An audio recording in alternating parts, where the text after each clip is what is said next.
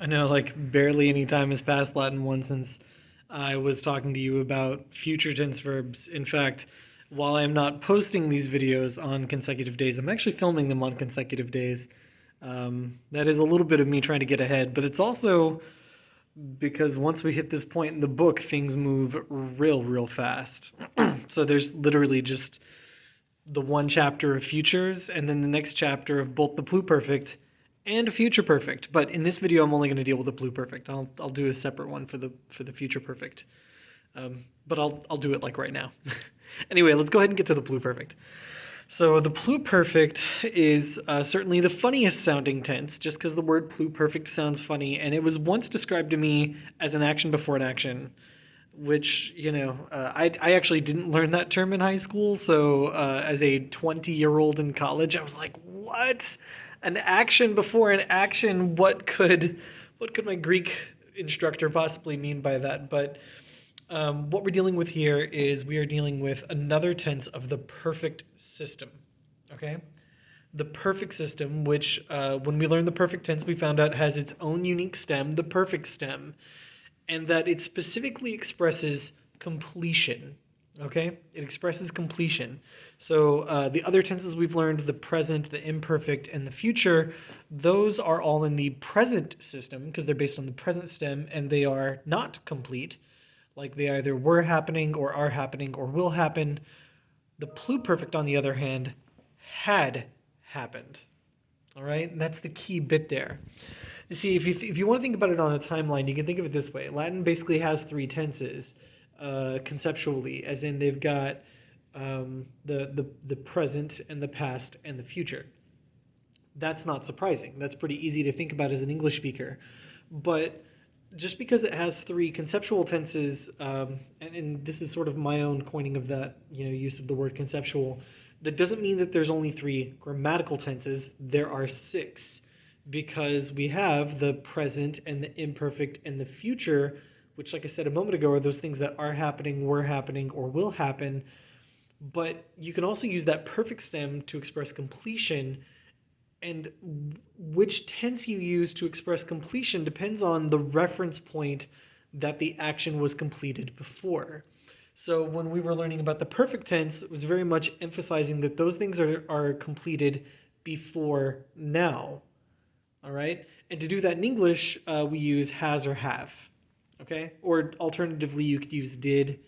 So a lot of people don't pull that up, but like there are a lot of sentences with the perfect where if you use the helping verb did, it's going to sound real good. So then, well, what would the pluperfect be? Well, you just take that have or has and put it further back in the past. Had. And then what you're expressing is that something had happened before other things that were also in the past. Now, if that's weird, like if that doesn't want to fit in your brain right now, feel free to just memorize the rule that you translate the pluperfect with had. If you memorize that and then you see a pluperfect verb in your sentence, you will be able to translate it. That's enough, okay? But if you really want to understand why you do that, it's because you are expressing that a thing had happened before other things. And for that reason, it's not real common to see a sentence with only a pluperfect tense verb. I'll show you more in a moment. But first, let me go ahead and show you what these verbs look like. So I'm using the example of posko poskere, which means to demand. It is one of our vocab words, although if you're watching this about the time I upload it, I don't think we have seen this one yet. I think it might actually be in book 2 instead of book 1, but it is a verb that you will see at some point. And I chose it just because, I could really choose any verb. Doesn't matter what conjugation it is for the perfect system. Doesn't even matter if it's irregular. No matter what verb you pick, you're going to use your third principal part, which is where we get the perfect stem. And in this verb, it also kind of sounds funny. Sometimes I like to pick verbs that sound funny. Posko poskere poposki. This is a verb that happens to show its perfect with some reduplication at the beginning of its stem. Anyway, the crucial bit, though, is that you use whatever that third principal part provides. You cut off the I there at the very end, and you replace that I, which is a perfect tense ending, with whichever pluperfect tense ending you need, depending on your person and number. And you'll notice that these endings, if you memorized your forms of soon like I told you to, these endings are the exact same as the imperfect forms of sum. So if you already memorized those, then you already know these.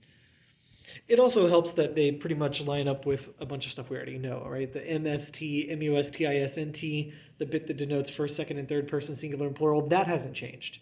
It's just that we're taking the perfect stem, and in between those personal endings, we're adding the letters ERA.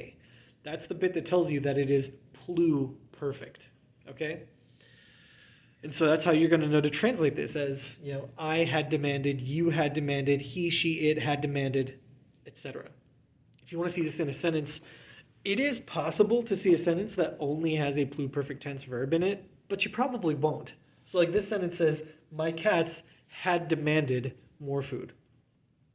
That sentence makes sense, but you're not super likely to see a sentence this short and this simple with the pluperfect in it, because why would you need a pluperfect to express this idea? If you're just trying to say that they did this thing in the past, you don't really need had to do that. You could say, my cats have demanded food, or my cats demanded food, or they did demand food. You don't really require a pluperfect. You're much more likely to see in a sentence like this one, where it says, antequam abdormire potui, is a, kind of a counterpoint or a point of comparison, right? Before I was able to fall asleep, my cats had demanded more food. We're going to line up my camera a little bit better. And so you can see the comparison that I've got going on, right? I've got two different actions. Both of them are in the past, but the one that is in the pluperfect happened before the other one. My other idea here being I was able, a perfect tense of the verb possum. But before I was able to do this thing had already happened, all right? So this was completed at a time in the past before other things that happened in the past, all right? And it doesn't have to be a comparison specifically between the pluperfect and perfect. You could be comparing any points in the past, including imperfects that aren't even necessarily done. Like in this example sentence over here, I actually have all three of our past tense verbs in play. Right? I've got dederam, which is pluperfect, yakebam, imperfect, and momorderunt, perfect. So if you want to know what this whole sentence says, it says, after I had given, got my had in there because it's pluperfect, after I had given food to my cats, by the way, there's also a dative in there for those folks who have been keeping up with their case constructions. After I had given food to my cats and was lying in my bed, imperfect because it was happening, not once and done complete, it was going on over time. So after I had given food to my cats and was lying in bed, the cats bit my feet. Or if you want to make it sound more perfectly, the cats did bite my feet. So there you go. And you can see that the had given happened before they bit my feet and before I was lying in bed. My was lying in bed was going on over time, whereas they bit my feet was a thing that happened and was done.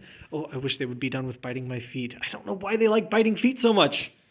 Anyway, point being is, this is what the pluperfect is for. It is for showing that a thing happened, was finished happening, like was finished and done with before other things that happened in the past.